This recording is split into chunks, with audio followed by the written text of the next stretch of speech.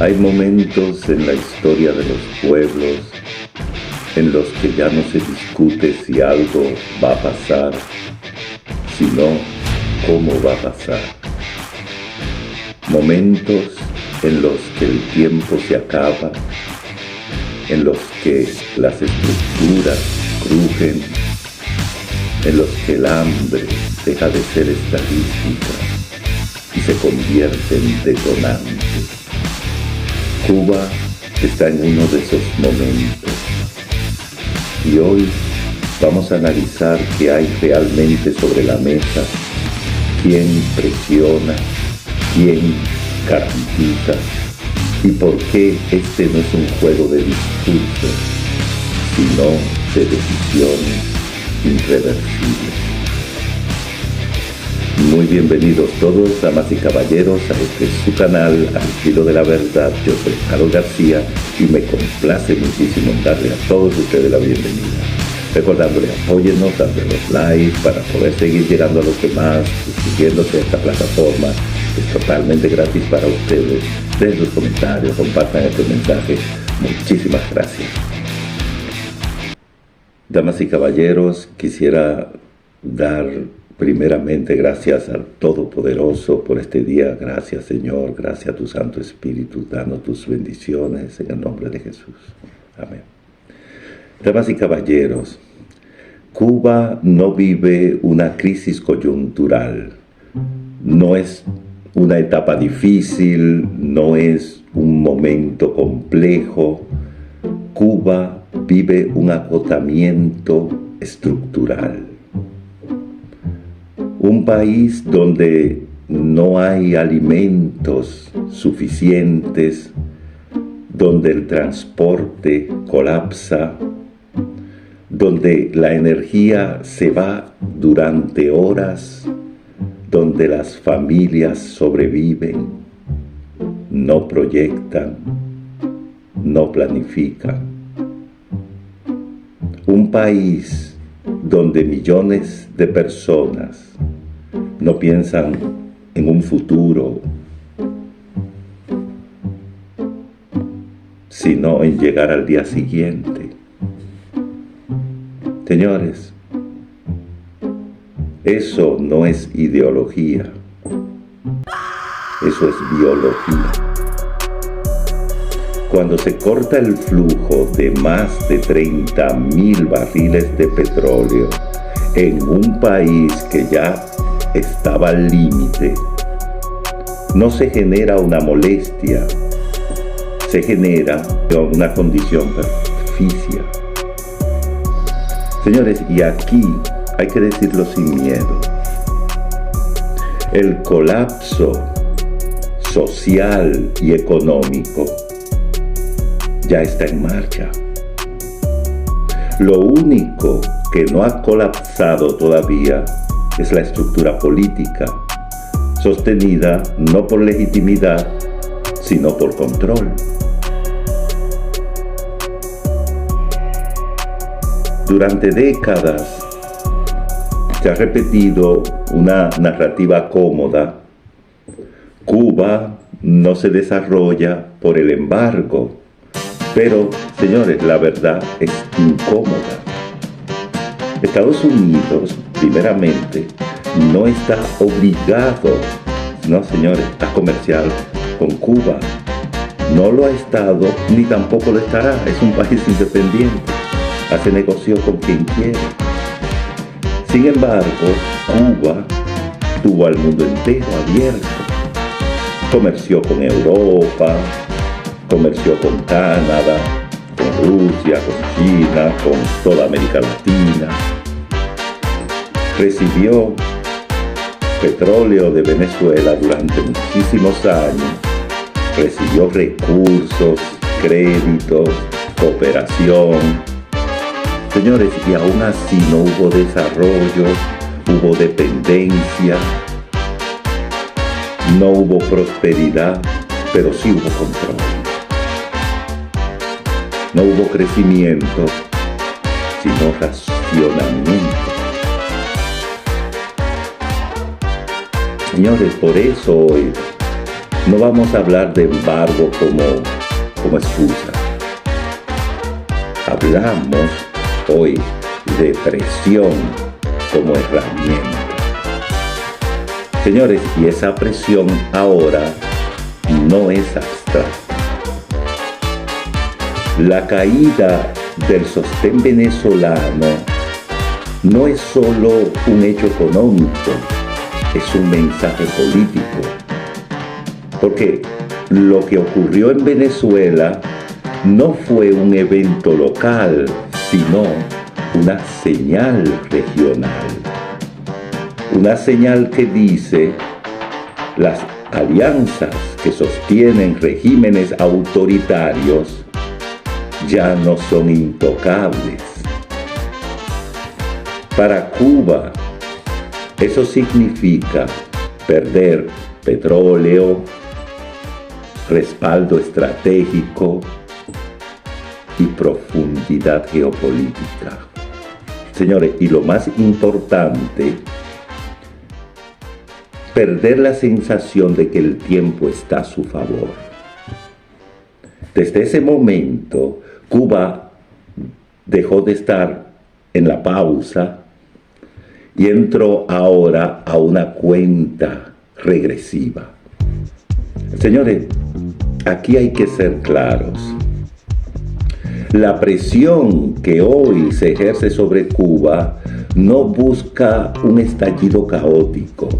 Eso sería irresponsable y eso también sería criminal. Señores, la presión busca forzar a decisiones, a que se tomen decisiones. Porque cuando un sistema no cambia por voluntad, entonces cambia por agotamiento. Aquí la lógica es simple. Sin recursos no hay control absoluto, y sin control absoluto hay fisuras, y si empiezan a aparecer fisuras, empiezan a aparecer también decisiones. Y aquí entra el punto clave. La presión sin salida produce caos, mas la presión con salida produce transición. Muy claro. También cuando Donald Trump menciona a Marco Rubio en relación con Cuba, no está hablando de presidencia ni de cargos formales, está hablando más bien de quién controla el expediente. Señores, Marco Rubio representa tres cosas. Y esto lo entiende Cuba perfectamente. Miren, primero Marco Rubio representa la presión real. No retórica, no diplomacia blanda, señores. O sea, presión concreta. Segundo, él conoce, o sea, tiene el conocimiento, un conocimiento profundo de lo que es el régimen cubano. Él tiene un conocimiento muy profundo del régimen, de sus nombres, de sus métodos, de sus miedos. Y también tiene y representa garantías, señores. Garantías de que si hay acuerdo no hay vacío. Garantías de que si hay transición, hay oxígeno. Y también garantías de que si algunos se apartan del núcleo duro, no van a caer al abismo. Señores, eso lo cambia todo. Es más maleable. Hoy la estructura de poder en Cuba enfrenta un dilema histórico. Sí, miren, camino 1. Ceder gradualmente, negociar, preservar parte del Estado y permitir una reconfiguración, proceso controlado, diríamos así. Entonces, el camino 2 sería que empiecen a reprimir hasta el límite al pueblo profundizar el hambre y de este modo perder cualquier legitimidad residual que todavía tenga. Y también, naturalmente, quedar expuesto a acciones externas sin garantías. Esto no es ideología, esto es matemática del poder. Y aquí hay algo que el régimen sabe, y es que el pueblo cubano no va a salir a defenderlo, no cuando tiene hambre, señores, no cuando no tiene futuro. Seamos razonables. Señores, el cubano de hoy no está en las calles hoy con consignas, pero tampoco está convencido. Está cansado, está agotado, está observando. Señores, y cuando un pueblo observa en silencio, es porque espera una resolución, que se llegue a un acuerdo, a que se refleje en su realidad cotidiana. Señores, muchos cubanos entienden que esta presión no es casual, que esto no es improvisación, que aquí hay un tablero en movimiento. No saben cuándo, no saben cómo, pero sí saben que algo se está cerrando. Ahora, señores, Cuba tiene algo que otros países no tuvieron, y es una diáspora preparada. Profesionales, técnicos, administradores, economistas, médicos, ingenieros, etc. Señores, gente que conoce el país y también conoce, diríamos, el mundo moderno. O sea que esto es una ventaja estratégica enorme que tiene Cuba. Señores, esto permite pensar en una transición sin un derrumbe total, sin años en el vacío, sin destrucción absoluta. Señores, y ese puente otra vez pasa por la misma figura, porque Marco Rubio es como el articulador, no un gobernante. Yo no lo veo así. Marco Rubio lo hace con su deseo más fiero de que Cuba esté libre, y le duele, como le duele, ¿a quién no le duele? Y más a Marco Rubio. Señores, entonces,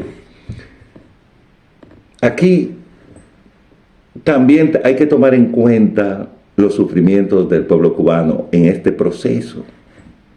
Por eso aquí entra la pregunta moral y estratégica. Miren, los Estados Unidos no va a permitir primero un genocidio por hambre en Cuba. Eso no lo va a permitir. Y no es porque por ser altruista, sino porque, diríamos, sería inaceptable políticamente. Y Marco Rubio tampoco lo va a permitir. O sea, la presión sí, pero tiene un límite.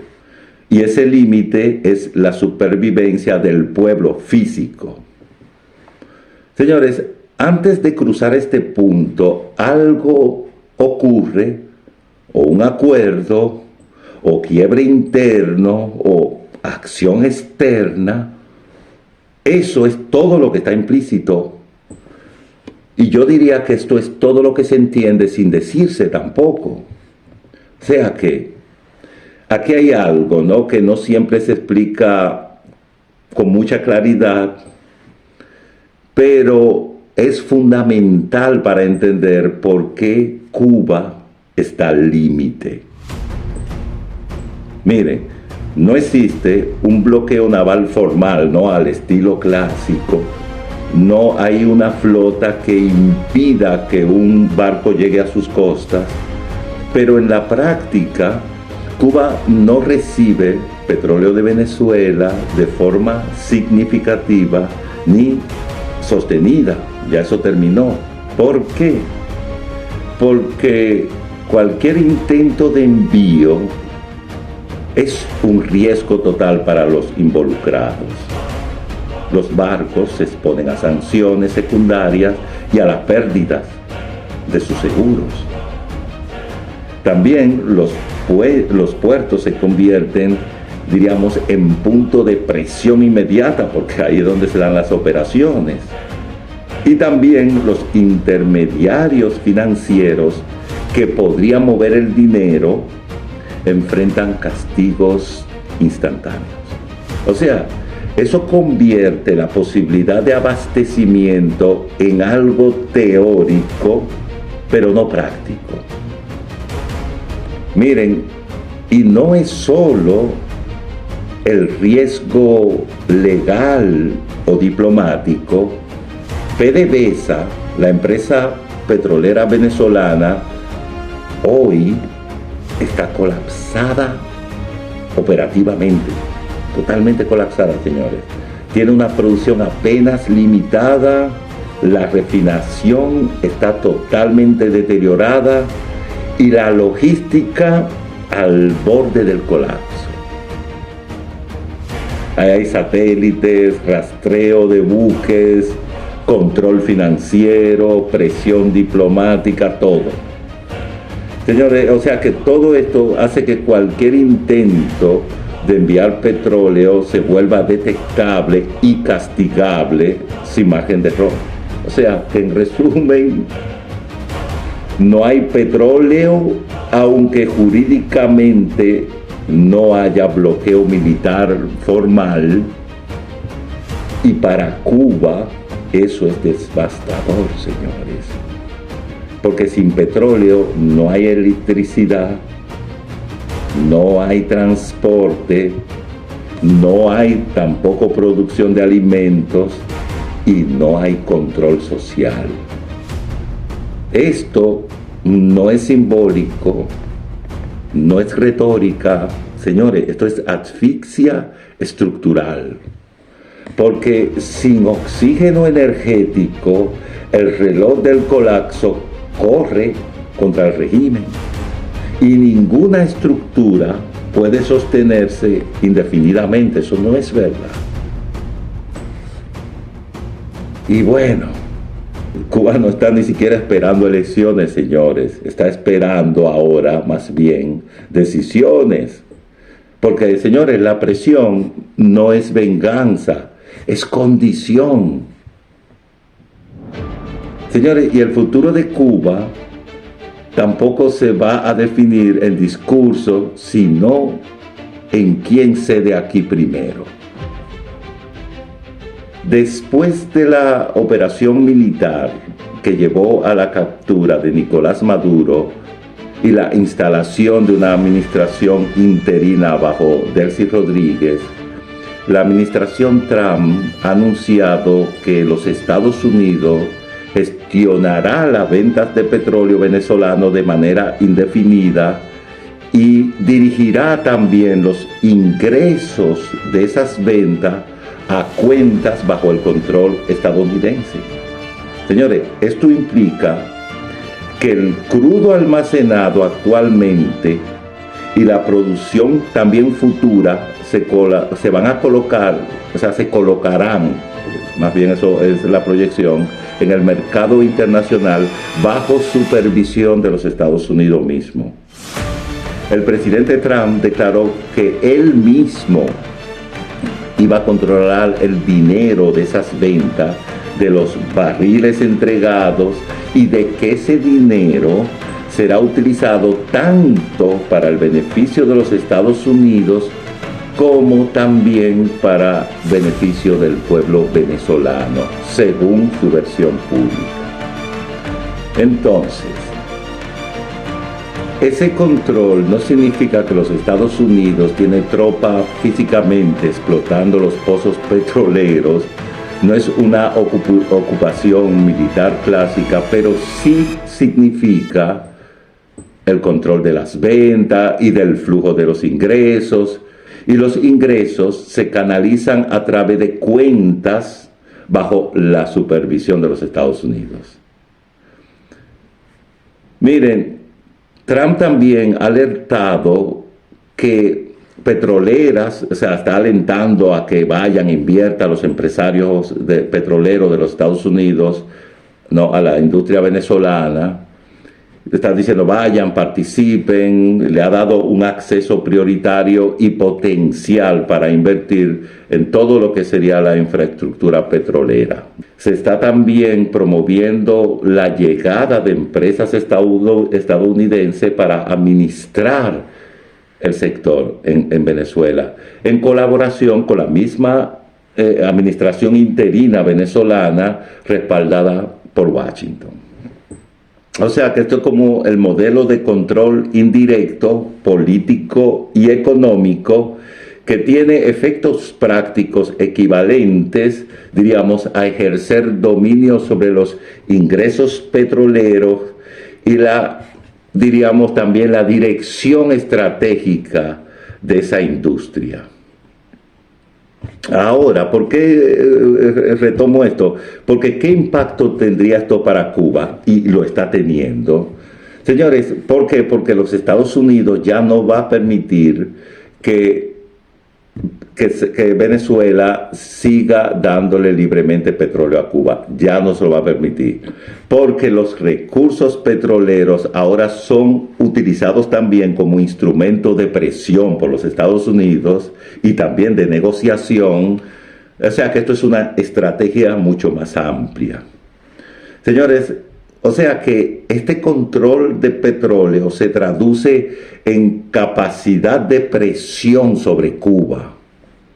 Porque, señores, sin petróleo venezolano, la economía cubana entra en una fase mucho más crítica. El hecho de que Washington tenga capacidad de decidir a quién le vende el petróleo y quién se lo compra y cómo se usan también esos ingresos, convierte al sector energético venezolano en una palanca geopolítica directa que puede afectar a toda la región, incluyendo a la isla de Cuba. Porque durante años su supervivencia energética dependió de una decisión política venezolana. Hoy esa decisión ya no existe. Sin petróleo se paraliza el transporte, colapsa la generación de energía, se detiene, reitero, la producción de alimentos y etcétera. Señores, un colapso. Recuerden que cuando Trump dice que Marco Rubio podría ser un gran presidente para Cuba, no habla de candidatura, habla de garantía, habla de decisión, habla de quien está detrás del proceso. Rubio representa conocimiento del país, legitimidad moral y acceso, señores, acceso directo al poder estadounidense. Eso, señores, solo significa una sola cosa. Si hay transición, recuérdenlo, no habrá vacío.